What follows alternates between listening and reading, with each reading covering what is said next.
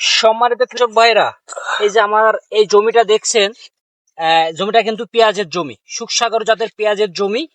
এবার এর ভিতর দিয়ে দিয়েছি কিন্তু হচ্ছে আমন কচু, একটা কচু আছে মানে সাথী ফসল হিসাবে, যে পেঁয়াজটা উঠাই ফেললে কচুটা আমার কিছু টাকা পয়সা যেটা আসে আর কি, আর্থিকভাবে কিছুটা পাবো হয়তোবা। এবার আমি ভিতর দিয়ে যে আজকে যে এখন যেটা কাজ করছি দেখেন আপনারা একটু, আলের যে কেয়ারি যে আছে কেয়ারির ওপর দিয়ে কিন্তু সব রসুন লাগাই দিয়ে আছে। কারণ এই পেঁয়াজের জমি থেকে এক্সট্রা যেটা আসবে সেটাই লাভ, কারণ পেঁয়াজের বাজারের যে টালমাটাল অবস্থা আপনারা ভালোই বুঝছেন।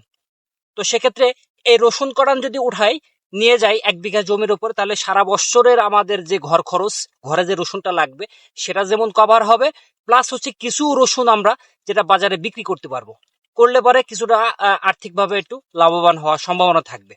তো আমরা এখন যেটা কাজ করছি সবাই মিলে, এই পড়ন্ত ঠাটালো যে দুপুর বেলায় দেখেন এই যে রসুন তুলছি, এই রসুনগুলা এখন আমরা তুলে আটি বেঁধে ঘরে নিজে রেখে দেব, যাতে দেখা যাচ্ছে যে পরবর্তীতে আমরা এই রসুনগুলা ঘরে 1 বছর যাবত সংরক্ষণ করে রাখবো।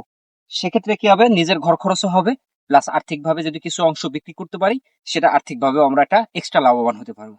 তো আপনারাও যে সকল কৃষক ভাইরা আছে পেঁয়াজ চাষ করেন, বিশেষ করে পাংশা, রাজবাড়ী, ফরিদপুর এই অঞ্চলের যে কৃষক ভাইরা পেঁয়াজ চাষ যারা করেন, তারা অবশ্যই কেয়ারির ওপর দিয়ে আলির চারিকোল দিয়ে এই যে রসুন আছে এই রসুনটা লাগাই রাখবেন। তাহলে কি হবে, আপনাদের ঘর খরচ হবে, এবার এক্সট্রা কিছু পয়সাও পাবেন, মানে টাকাও পাবেন।